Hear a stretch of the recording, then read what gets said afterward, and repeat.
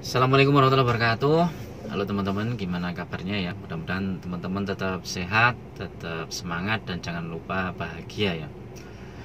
Karena dengan hati yang bahagia, gembira, insya Allah hidup kita akan lebih mudah. Kesempatan-kesempatan yang ada itu bisa kita manfaatkan dengan sebaik-baiknya. Oke, di video kali ini ya aku mau buat review tentang outlook bisnis apotek tahun 2023. Tahun 2023 atau tahun depan itu kan diprediksi bahwa ekonomi akan runtuh ya, ekonomi akan surut atau apalah yang gelap lah, lain-lain macam-macam lah.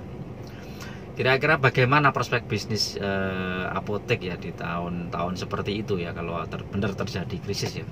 Kalau aku sih tidak berharap krisis ya, karena udahlah stop aja lah, krisis terus.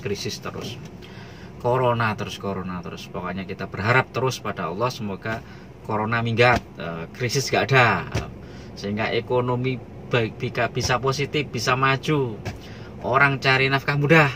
Udah kita mindsetnya kita ubah seperti itu, sehingga setiap doa kita itu selalu dilandasi dengan rasa optimis dan percaya diri.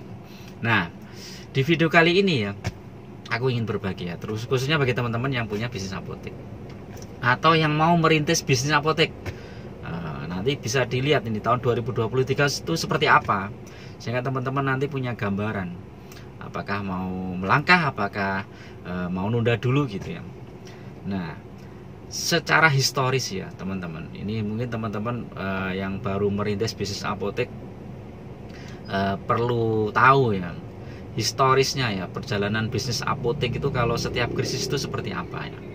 Indonesia pernah mengalami krisis tahun 98 ya kan? 98, terus tahun 2008 itu juga ada krisis. Tahun 98 itu mulainya dari tahun 97 itu udah mulai gejolak-gejolak gitu ya. Tetapi apa yang terjadi ya dalam bisnis obat atau di bisnis apotek ya, ternyata tahun 98 itu justru pertumbuhan bisnis apotek sangat bagus ya.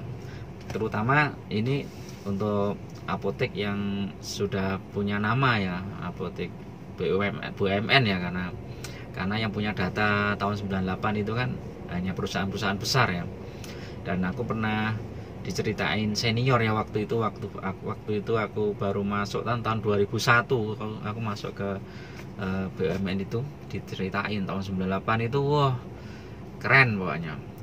Omsetnya justru naik gitu teman-teman. Karena apa ya, orang krisis itu kan apa ya, banyak hal mungkin ya, banyak butuh obat, butuh vitamin, terus butuh kebiasaan lah untuk menghadapi masalah-masalahnya. Akhirnya bisnis obat jalan. Nah, tahun 2008 itu terjadi lagi. Tahun 2008 krisis, banyak orang yang di PHK lah, ekonomi surut, kemudian pasar saham itu sampai nyungsep, jatuh banyak sekali ya. Mungkin banyak investor saham yang hancur itu, hancur lebur. Aku juga sempat itu mengalami ya tahun 2008, luar biasa krisisnya. Nah, waktu itu aku kebetulan pas dipindah ke Pulau Bali ya. Ternyata apa teman-teman yang terjadi? Bisnis apotek tetap eksis teman-teman. Tadi bisnis apotek itu tetap eksis, walaupun di awal-awal mungkin ada perlambatan gitu ya, tapi nanti setelah berjalannya waktu itu lompatan-lompatannya itu ada, asal manajemennya bagus gitu ya. Jadi kita benar-benar mempersiapkan bisnis ini dengan sebaik-baiknya, bukan hanya menunggu durian runtuh ya, nggak bisa. Kalau cuman menunggu durian runtuh ya nanam durian aja. Jangan bisnis apotek nanam durian nanti ditunggu sampai mau panen jatuh sendiri. Nah itu kalau nggak jatuh ya ditembak ya. Jadi kita tetap harus mempersiapkan. Nah ini cuman pengalaman aja. Jadi bisnis apotek itu dalam kondisi apapun itu bagus. Kalau kondisi ekonomi bagus, tambah bagus teman-teman. Kalau ekonomi yang sulit aja kita bisa bertahan dengan satu syarat ya, manajemennya bagus, stok obatnya bagus, pengelolaannya bagus, SDM-nya juga bagus. Itu insya Allah tetap stabil bisnis apotek. Bahkan tidak ada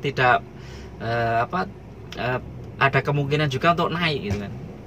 Nah, jadi teman-teman tidak usah pesimis ya, teman-teman harus tetap optimis, dan itu dibawa dalam doa kita, dalam perasaan kita ya. Oh, kita harus menjadi pebisnis apotek yang handal ya, yang tahan banting, yang inovatif, varias, punya strategi-strategi yang bagus gitu kan. Ibarat bermain bola itu kan kita harus tahu ya, pakai strategi mana gitu kan. Pakai strategi 4-4-2 atau 4-3-3 nggak tahu. Dan kita punya strategi seperti itu. Nah, dalam kondisi yang seperti ini kita strateginya seperti ini. Nah, itu mindset kita itu harus diubah. Kalau kita mau sukses dalam bisnis apotek, itu mindsetnya harus diubah. Kalau nggak diubah ya percuma. Sampai kapanpun ya nggak bisa maju-maju teman-teman. Nah, persiapan apa yang perlu kita lakukan ya dalam bisnis apotek itu? Kalau dalam kondisi krisis, berarti kan kita harus mempersiapkan obat-obatan yang sesuai dengan kondisi krisis ya. Jadi ketika orang krisis itu kira-kira memerlukan banyak masalah apa? Seperti sekarang ini ya, corona mulai digembar-gemborkan lagi ya. Walaupun kadang jenuh juga saya mendengarkan itu ya. Tapi ya udahlah, kita hadapi aja lah. Nah, kita hadapi, kemudian kita edukasi ke masyarakat. Nah, sekarang kan banyak ya wabah yang ada itu kan, seperti batuk, pilek, dan lain-lain, demam. Nah, kita harus edukasi ke pelanggan kita, ke pasien kita, bagaimana cara menjaga kondisi ini. Kalau misalnya batuk kok sudah parah gitu kan, ya harus kita sarankan ke dokter ya, kemudian perlu terapi antibiotik, kemudian ditambah apa gitu. Kalau masih belum perlu antibiotik, mungkin kita bisa menyarankan obat-obatan yang mungkin lebih bagus ya di apotek gitu kan, sehingga pasien itu tertangani dengan baik. Jangan sampai dibiarkan. Kalau misalnya penyakitnya berlanjut dan dibiarkan, nanti infeksinya makin parah. Nah, kemudian sekarang ini kan ada kasus sirup juga ini kan, dan sirup luar biasa ini. Hanya kasus beberapa sirup, ternyata seluruh sirup tidak boleh dijual, dan sekarang sudah mulai dirilis lagi ada beberapa itemnya sirup yang boleh ya. Tapi ini menyebabkan bisnis apotek nyungsep teman-teman. Iya kan?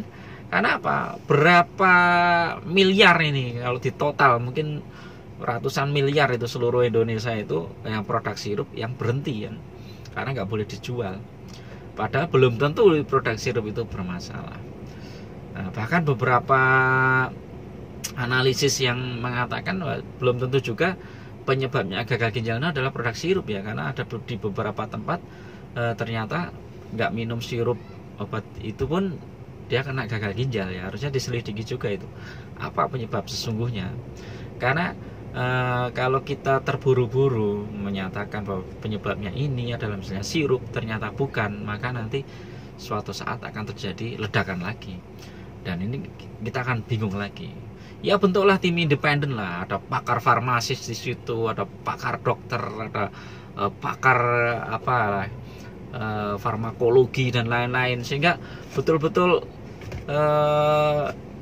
hasilnya itu bisa terpercaya ya, bukan hanya sekedar untuk istilahnya mencari sesaat ya, mencari popularitas sesaat. Jadi gitu. Oke, bagi teman-teman yang punya bisnis apotek, intinya adalah tahun 2023 kita tetap optimis ya.